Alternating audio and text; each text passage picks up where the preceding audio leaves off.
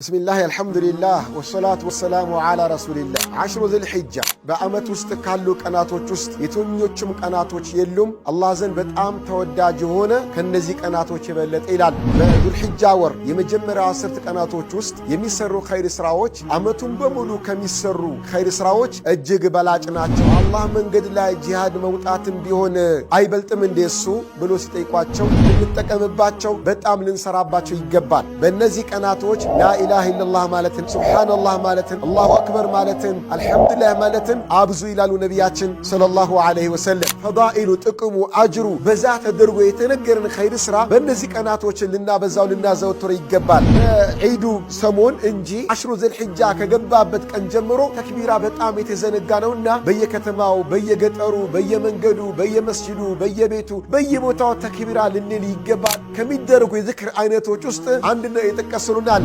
ያን አባወራ ብቻ ነው የሚያወርደው ለምን እማወራ ማረድ ትችላለች ልጆችን ማረድ ይችላል ሰራተኞችን ማረድ ይችላል ግን ሀብት ካላቸው ከዱዓ ሁሉ በላጭ ዱዓ ማለት በአረፋ ቀን የሚደረግ ዱዓ ነው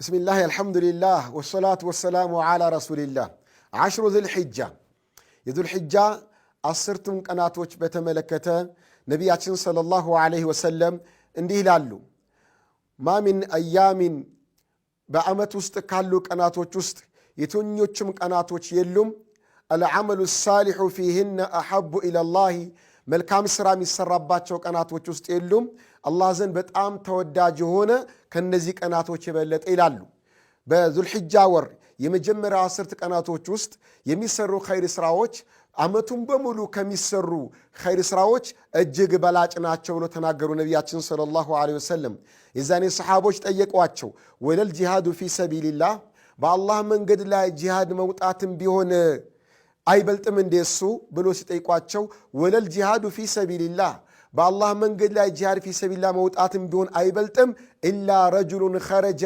بنفسه وماله ولم يرجع من ذلك بشيء ምናልባት አንድ ሰው ራሱንም ይዞ ህይወቱም ይዞ ፊ ሰቢልላህ ተሳትፎ ምንም ሳይዝ እዛው ሸሂዶ ንብረቱም እሱም እዛው መስዋዕት ከሆነ ሲቀር አሉ ነብዩ ሰለላሁ ዐለይሂ ወሰለም እነዚህ 10 ቀናቶች ረመዳን ወር ውስጥ ካሉትም ቀናቶች ይበልጣሉ እንደቀን ረመዳን ወር ላይ የመጨረሻ አሽረ ለዋኺር ለሊቱ ማታው የበለጠ ሲሆን በአሽሩ ذي الحجة እንደቀን ግን ከአመቱ ውስጥ ካሉ ቀናቶች ውስጥ አሽሩ ذي الحجة የመጀመሪያው ቀናቶች እጅግ በጣም በላጭ ናቸውና ልንጠቀምባቸው በጣም ልንሰራባቸው ይገባል ነብያችን ሰለላሁ ዐለይሂ ወሰለም በሌላ ሐዲስ ይህኑ ሐሳብ አንስተው አላህ Subhanahu Wa Ta'ala ከሚመለክባቸው ቀናቶች ሁሉ አሽሩ ذي الحجة የመሰሉ ቀናቶች የሉም አላህ ዘንድ በጣም ተወዳጅ የሆነ ዒባዳ ተወዳጅ የሆነ ኸይር ስራ በእነዚህ ቀናቶች የሚሰራ ነው ብለው ተናገሩና فأكثروا فيهن من التهليل والتسبيح والتكبير والتحميد በእነዚህ ቀናቶች لا إله إلا الله ማለትን አብዙ سبحان الله ማለትን አብዙ الله أكبر ማለትን الحمد لله ማለትን አብዙ ይላሉ ነብያችን ሰለላሁ ዐለይሂ ወሰለም ውድ ወንድሞች እህቶች ብዙ ጊዜኛ ኸይርን ስራ ካልተነቃቃን በስተቀር ወይም ከቀደምት ትውልድ ካልተረከብነው በስተቀር የቁርአንና የሐዲስን ማስረጃ ተንተርሶ ወደ ኸይር ስራ መሄድ ብዙ ልምዱ የለንም ወይም ዝንጉነን እነዚህ ቀናቶች ላይ የሚደረግ ዒባዳ ማህጁር ነው ቢባል ማጋነን አይሆንም ወይም የተዘነጋ ነው የተረሳ ነው ቢባል ማጋነን አይሆንምና እነዚህን ይህን መረጃ ተንተርሰን በእነዚህ 10 ቀናቶች ዒባዳ ልናበዛ ኸይር ስራ ልናበዛ ይገባልላችኋለሁ ማብዛት ከሚገባንና ማዘውተር ከሚገባን ኸይር ስራዎች ውስጥ ያው በቁርአን በሐዲስ ብዙ ጊዜ ፈዳኢሉ ጥቅሙ አጅሩ በዛ ተደርጎ የተነገረን ኸይር ስራ በእነዚህ ቀናቶች ልናበዛው ልናዘውተር ይገባል ምክንያቱም ነብዩ ሰለላሁ ዐለይሂ ወሰለም በእነዚህ ቀናቶች ስሩት ብለው ወስነው ለይተው የነገሩን ኸይር ስራ የለም ሙሉ ኸይር ስራ መስራትን ከመንገር ባሻገር ማለት ነው ቀደም በተቀስኩት ሐዲስ ዝክርና ተስቢህን ስፔሻሊ ነገሩናል ከዛ ባሻገር ግን ኸይር ስራ የተባለ በሙሉ በእነዚህ ቀናቶች እንዲሰራ ነው ያበረታቱት ያነሳሱት ማለት ነው። ያ ሁላችን በየትኛውም ጊዜ ኸይር ስራ ዒባዳን ስንሰራ አላህ እንዲወደን አይደል? ወደ አላህ እንድንቃረብ አይደለም? እንግዲያውስ በእነዚህ ቀናቶች የሚሰራው የበለጠ አጅር ስለሚያስገኝ ኸይር ስራ የተባለን በሙሉ በእነዚህ ቀናቶች እንድናዘወትር አደራላለሁ። በተለይ ነቢዩ ሰለላሁ ዐለይሂ ወሰለም እንደነገሩን ዝክር ማብዛት ተክቢራ ማለት እንደምታውቁት ተክቢራ በጣም የተዘነጋ ነው እኛ ሀገር ላይ። ተክቢራ እኛ ዓለም ላይ ማለት ይቻላል ተክቢራ የሚባለው በዒዱ ሰሞን እንጂ አሽሩ ዘልሕጃ ከገባበት ቀን ጀምሮ ተክቢራ በጣም የተዘነጋ ነውና በየከተማው በየገጠሩ በየመንገዱ በየመስጂዱ በየቤቱ በየቦታው ተክቢራ ልንል ይገባል፣ ልናዘወትር ይገባል ነው።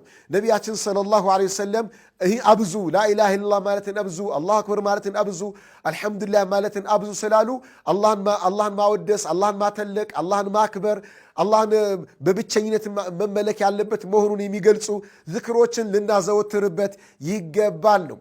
በእነዚህ ቀናቶች ከሚደረጉ የዝክር አይነቶች ውስጥ አንድ የጠቀስሉን አለ። በተለይ 9ኛው ቀን የዓረፋ ቀን ላይ ሚላሉ ነቢያችን ሰለላሁ ዐለይሂ ወሰለም ኸይር ዱዓው የውም ዓረፋ፣ ከዱዓው ሁሉ በላጭ ዱዓ ማለት በዓረፋ ቀን የሚደረግ ዱዓ ነው አሉ። ወኸይሩ ማ ቁልቱ አነ ወነቢዩነ ሚን ቀብሊ፣ እኔም ከኔ በፊትም የነበሩ ነቢያቶች ካልነው አባባል ሁሉ በላጩና ምርጡ አሉ ላኢላሃ ኢለላህ ወሕደሁ ላ ሸሪከ ለሁ ለሁል ሙልክ ወለሁል ሐምድ ወሁወ ዓላ ኩል ሸይን ቀዲር የሚለው ነው አሉ። እንደ ዱዓም ጠቅሰውታል፣ እንደ ዝክርም የጠቀሱ ስለሆነ ይህን የዝክር አይነትም ልናዘወትር ልናበዛ ይገባ ነው።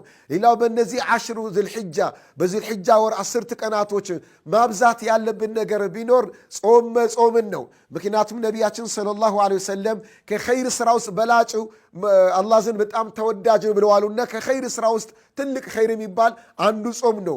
በተለይ ደግሞ ጾምን አስመልክቶ ነቢዩ ሰለላሁ ዐለይሂ ወሰለም 9ኛውን ቀን መጾም ሐጃጅ ላልሆነ ሰው ሐጅ ላልሄደ ሰው 9ኛውን ቀን መጾም የዓረፋ ቀን ይባላል። የዓረፋን ቀን መጾም ያለፈን ወንጀል ያስምራል፣ የሚመጣውንም ዓመት ወንጀል ያስምራል ብሎ ተናግረውለታል። በተቀሩትም ቀናቶች ቢሆን ጾም መጾሙ ከኸይር ስራ ስለሚቆጠር ጾም መጾም በጣም ወደ አላህ ስለሚያቃርብ በጾም ልናሳልፈው ይገባል ማለት ነው። ሌላው በእነዚህ 10 ቀናቶች ከምንሰራው ኸይር ስራ የሐጅን ስራ መስራት ነው። ወሩም የሐጅ ወር ስለሆነ ዙልሕጃ ቀናቶችም በጣም የሐጅ ስራ የሚሰራባቸው ቀናቶች ስለሆኑ ሐጅ በመሄድ የሐጅን ስራ ልንሰራባቸው ይገባ ነው። ሌላው በእነዚህ ቀናቶች የምንሰራው ኸይር ስራ ምንድን ነው? ኡድሕያ ነው። ኡድሕያን ማረድ ለኡድሕያ መዘጋጀት ነው። ኡድሕያን የሚያርድ ሰው የዙልሕጃ ወር 1 ብሎ ከገባበት ቀን ጀምሮ ጥፍር ከመቆረጥ ፀጉሩን ከመቆረጥ ወይም ከመቀነስ ይቆጠባል ኡድሕያውን እስኪያርድ ድረስ። ለምን? ኡድሕያ ትልቅ ዒባዳ ነው። ኡድሕያ እርድ የሚታረድ እርድ ነው።